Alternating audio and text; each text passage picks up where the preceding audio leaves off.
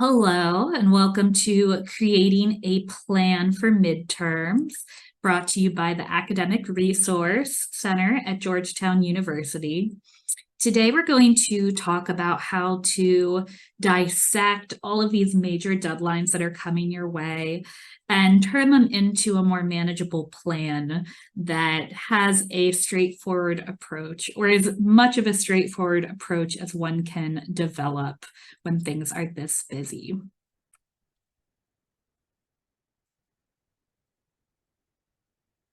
The key piece of beginning your midterm planning is to write down all of your major deadlines. This doesn't mean you need to write down every single homework deadline that you have for the next 3 weeks, but you want to begin by recording deadlines for all tests, papers, and projects due within the next month or until there is a natural break in deadlines.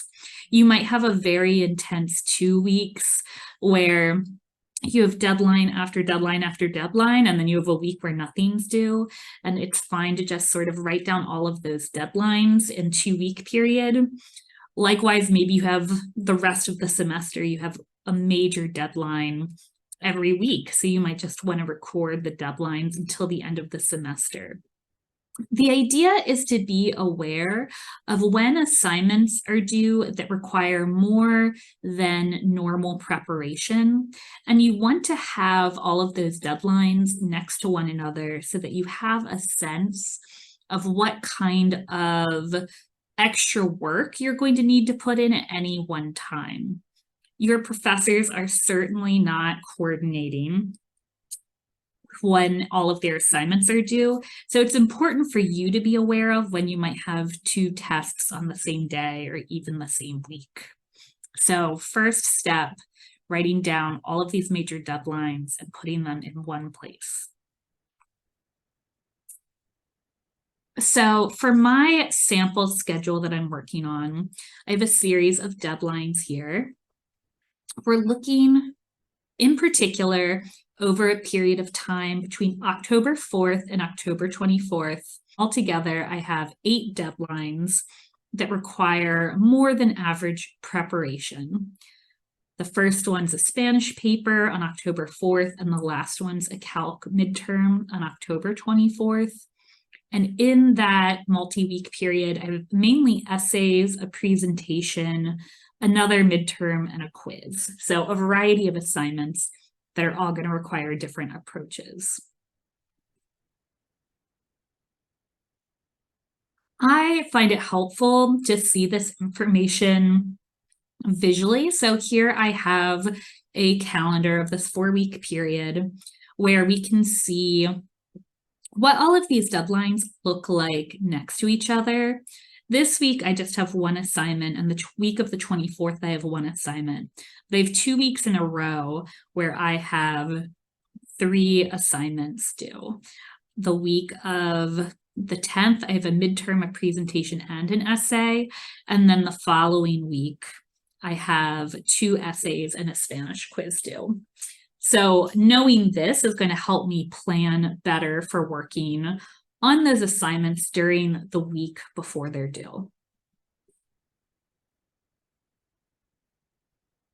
Once you have all of your deadlines recorded in one place, you want to work backwards to figure out when you should start working on each assignment. We often approach our midterms in terms of when are our deadlines, when are things due.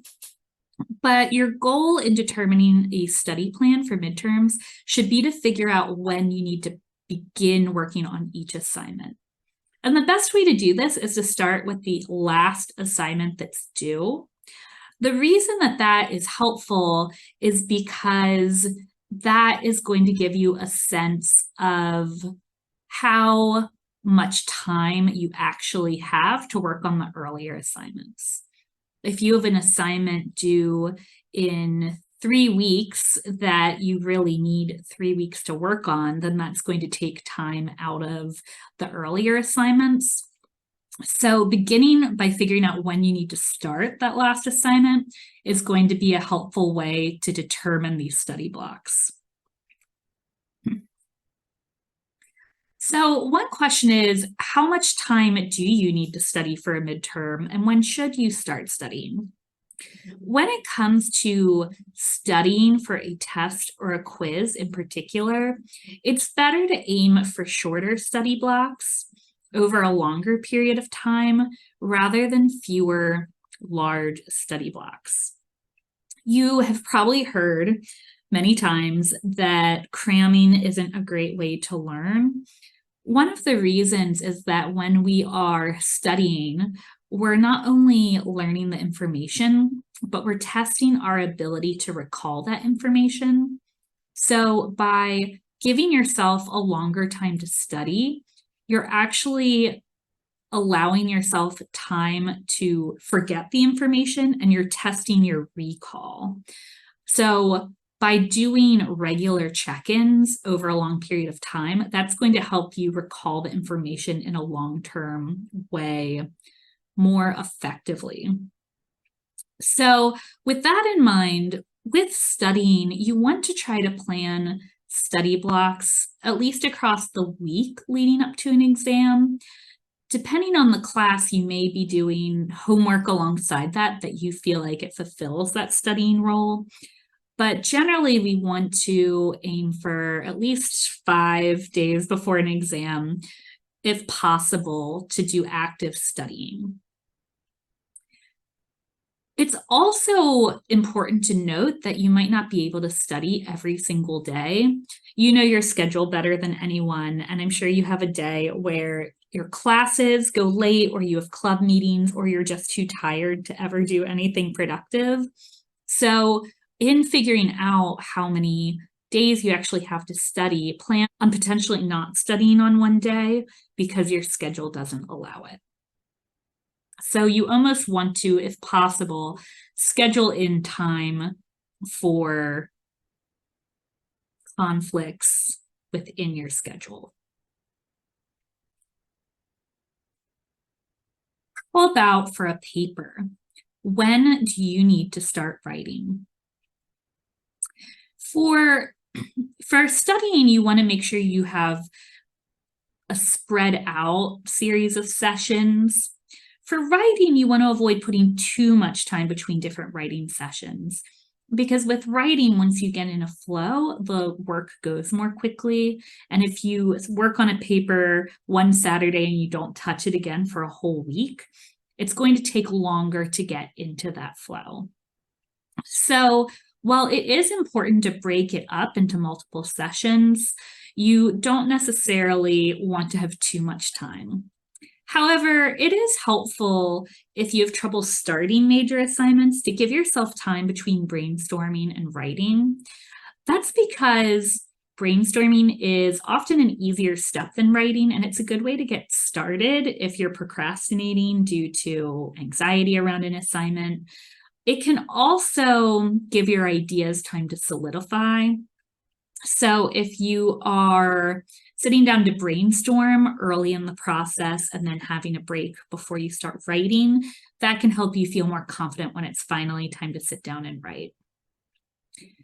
It's also important to adjust the time you are spending on a writing assignment based on how many sources you need or what kind of research assignment it is. If it's a quick one-page reflection paper, maybe that is something you can write in one sitting versus a 10-page assignment that needs 12 sources.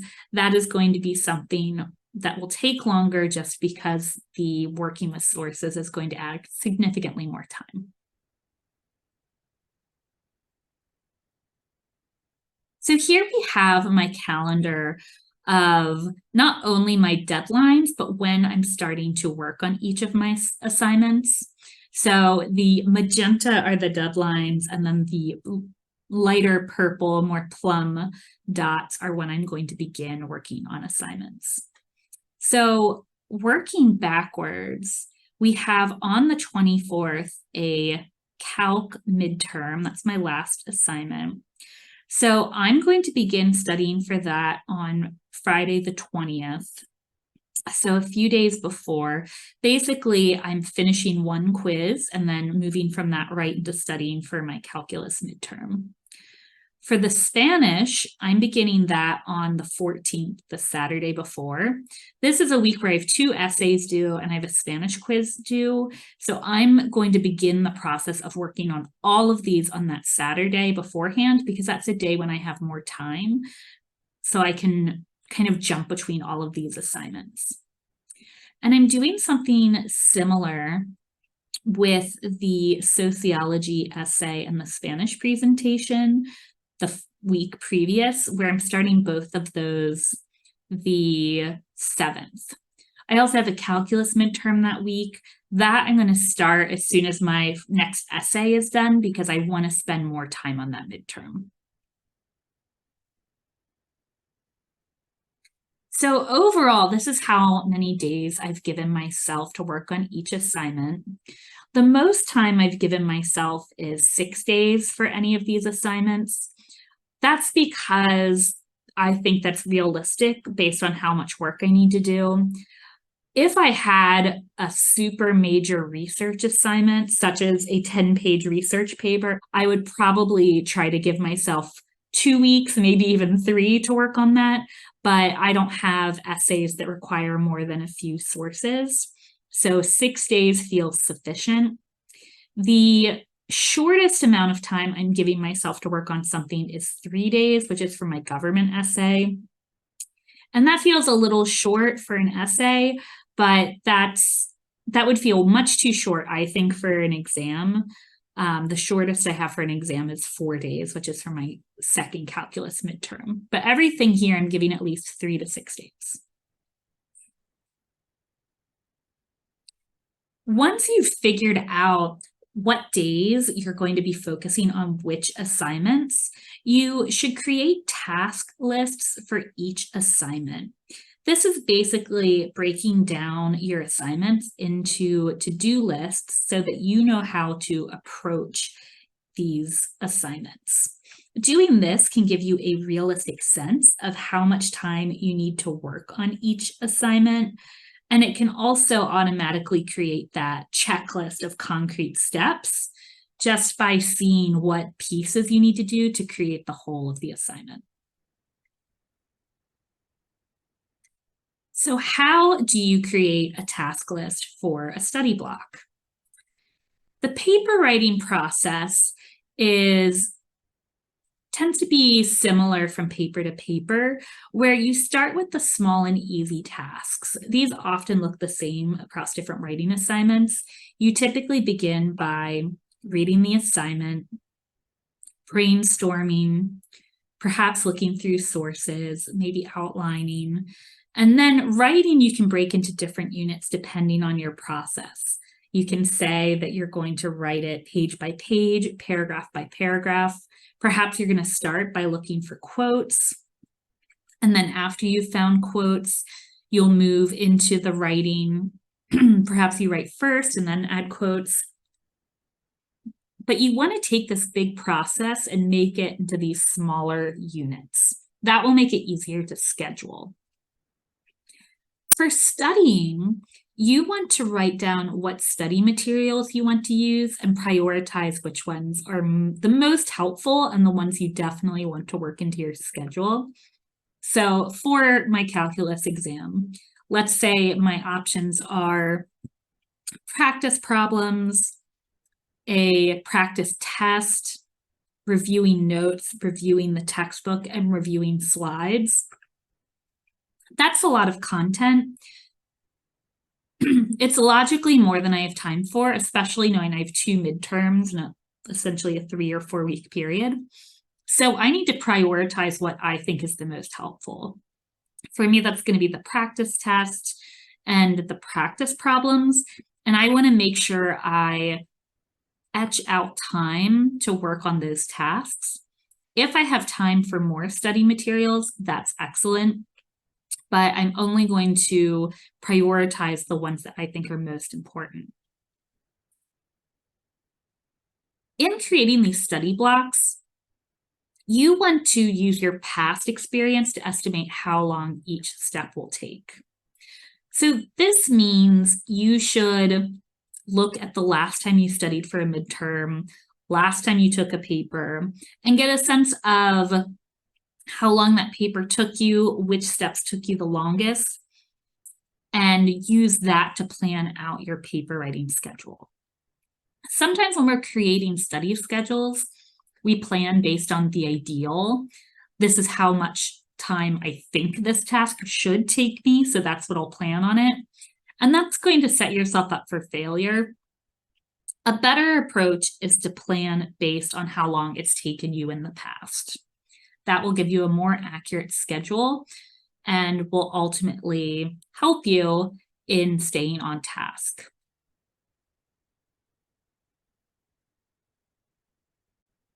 So, taking a look again at my study schedule, we're going to focus on this week where, starting on the 14th, I'm going to start working on a Spanish quiz, a government essay, and a theology essay.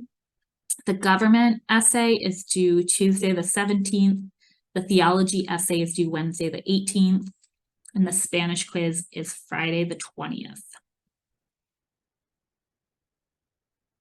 So I've broken down the tasks for each of these assignments by date. So the government essay is due first. It is the least strenuous, I would say, out of these, but I have started on this day, the 14th, by front-loading a lot of easy tasks for all of my assignments. The Saturday is a day when I have lots of time, but I don't necessarily have a lot of focus because none of the deadlines are immediate. I'm tired, but it's going to help me throughout the week if I can get as much done as possible. One option would be to sit down and write the entire government essay that day. I don't know that I have the attention span for that. So instead, I'm going to try to do a significant number of easy tasks for all of these so that I will at least make progress. So for the government essay, I'm going to sit down, read the assignment, brainstorm, outline my ideas. That means I'm outlining how I want my argument to form, but not necessarily where the sources go. And then I'm going to look through my sources and pull quotes. The theology essay is due a day later. For that, on that first day, I'm going to read the assignment, brainstorm, look through sources, and pull quotes. So I'm still doing some significant early stage work, but I'm not outlining yet. And then for my Spanish quiz, which is about a week away, I'm going to look over my chapter notes, identify key vocab, identify key grammar concepts, and make flashcards. Basically, I'm using this first day where I'm starting all of these tasks to set myself up to be able to work the rest of the week. Often, the hardest part of preparing for a midterm is starting. So my goal is to start all of these so that then I'm in the process. The next day, the 15th, is a Sunday. So this is another day I have a lot of time. My goal is to get significant work done on the government essay. So on this Sunday, I want to draft 2 full pages of body paragraphs, and this is about a 4-page essay. So basically on Saturday, I'm trying to get all the work done so that on Sunday I can start working. I also want to continue working on my theology essay. I know I'm not likely to write 2 essays side by side. So my goal for this day is to create a full outline. This means I want an outline including not only ideas, but where I want sources to go. So I'm trying to front load some of the brain power behind this essay. I also want to write out topic sentences. Topic sentences are the first sentence of each paragraph, and they essentially act as the thesis for each paragraph. So by writing out topic sentences, I'm helping make a more concrete outline where I'm sketching out each main idea. And then I'm going to try to draft one paragraph. I say draft, and I mean draft because my real focus in writing is the government essay. But by drafting a paragraph, I will have at least started the writing process. And with the work I have for this theology essay, it's all still, for me as a worker, sort of in the brainstormy early stages, and this is an easier task. So I'm hoping to kind of push myself forward and do some of the legwork without actually putting the pressure on myself of producing great work. The Spanish quiz is still far away, so I'm just going to practice some grammar on the 15th. I'm going to look over some verb conjugations. So my goal is to keep constant with studying, but not spend a lot of time on it. But I do want to make sure I'm looking at it, especially on this day, a Sunday, when I can add time to a different kind of task. Next is the 16th. This is the Monday, and when I am planning on submitting my government essay, it's due the next day, but we're going to try to get it in. So I am going to begin by drafting the final page of my body paragraph. I'm hoping to have done most of this content the day before and just have a little bit this day. Then I want to write my intro and conclusion, read over my essay, and submit. So this is where most of my work is going this day. I don't want to completely forget about the theology essay, so I'm also going to try to draft 3 paragraphs, which feels like a lot, but if I don't make some kind of progress on this essay today, I'm going to have a very hard time getting it done later in the week. And then I'm doing so much writing, it seems difficult to think I could work on Spanish. So I'm just going to review the flashcards that I made. It's a simple step, it's an easy step, but it's still progress and it's still going to help me stay in the flow. So then the government essay's out of the way. Next up, the 17th, this is the day I want to finish my theology essay. So this is going to be, without a doubt, the bulk of my work on this day. I want to draft 3 pages, write my intro and conclusion, read and edit and submit, which feels like a lot, and it is a lot, but I feel like I already had to work to kind of put this in earlier in the week. So I know I can handle this. If I have time earlier in the week, I'd love to get more done over the weekend, but this is why it's really important that I at least get those 3 paragraphs done on the 16th. And then for Spanish, once again, just reviewing flashcards. So then after that's turned in, I have a few days where I can just focus on Spanish. It's not enough time to only focus on Spanish, which is why I'm glad I've just been reviewing flashcards and grammar this time. But now this gives me a day to practice current grammar and then a day to do a practice quiz and review the practice quiz.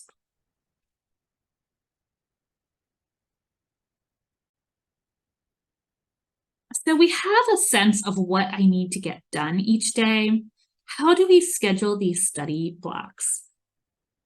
A lot of this is based on matching energy to how much focus each task requires.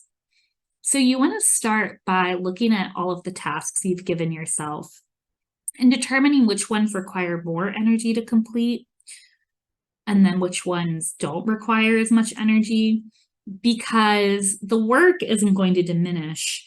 And what's really a challenge is continuing to stay on top of all of this work when you are often putting in more time and sleeping less in order to complete it all. So assess which tasks require more energy. Then you want to identify open gaps in your daily schedule. So look at your schedule and when you aren't working now, and then consider how your energy levels will be during each of those open gaps. what times do you have available to work on major assignments where you have a lot of focus, and what times do you have available when you really struggle to focus. And then you want to assign easier tasks to block when energy is low and harder tasks when you have more ability to focus. So what we have here is what my weekly schedule looks like with both classes and the homework I usually do. So the light purple are my normal homework blocks, and the darker colors, the other colors, are my classes. I have a pretty full schedule, and I typically am trying to do work throughout the day because that's when I focus better. I can certainly move some of these homework assignments around, but I also know that regular homework is not going to go away. So I'm going to continue planning my midterm schedule with the idea that I will still have to do this homework. So if I'm looking at Monday, the 16th, for example, I know I have 3 classes. I typically do my Spanish homework for Spanish right before class. I suspect that won't change. I typically do sociology right before class as well. That's a habit that is also deadline driven, so probably isn't going to change. So in order to get done my Monday tasks, I have basically from 5 p.m. on to work on that. So realistically, I'm giving myself between 5 p.m. and midnight to work on my Monday tasks because that's the time I have available, and I don't want to be working later than midnight because I don't want to totally screw up my sleep schedule. I also doubt, if I'm not working well at midnight, I doubt that I'm going to get much more done by staying up till 2 in the morning. And the way I've scheduled this essay isn't due this evening, it's technically due the next day.